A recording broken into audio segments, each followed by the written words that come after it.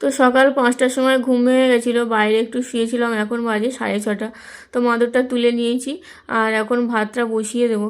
Chia সিডসটা সকালে ভিজিয়ে দিয়েছি, ভালো করে ভেজে নিই।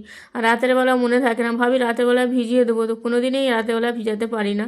এদিকে রাতের বেলা আবার মাছ এনেছিলো, ওই যে কাটা পোনা বলে, তো সেই মাছ এখন ভাজতে দিয়েছি। আজকে একটু মাছের মাথা দিয়ে আবার মুগ ডাল করবো। আর এই যে ভাতটা হয়ে গেছে, ফ্যান ঝাড়তে দিলাম। মাছের মাথাটা ভেজে নিয়েছি। আর কচু আর বিনস ছিল, তো কচু বিনস দিয়ে আবার বললো মাছের তরকারিটা করতে। তো এই যে তরকারিটা এখন বসিয়ে দিয়েছি, সিদ্ধ হবে, তারপরে মাছটা দেবো। আর এখন জল শেষ হয়ে গেছিলো, এখান থেকে একটা ড্রাম আনলাম। আর বাইরে ভালোই রোদ, তো গাড়িটা আবার যে ত্রিপলটা পড়ে গেছিলো, তো ওই জন্য আবার ত্রিপলটা ঢাকা দিলাম। এদিকে ডালটা একটু প্রেসারে সিদ্ধ করলে ভালো হতো, তো সিদ্ধ হয়েছিল, কিন্তু ডালটা খেতে দারুণ হয়েছিল। আর এদিকে কচুর তরকারিটাও হয়ে গেছে, আর কিছুটা ওই কাঁকরোল ছিল, তো কেটে নিয়ে এখন ভেজে নিলাম। এখন 10:30 বাজে, যে ভাত খেয়ে নিয়েছি।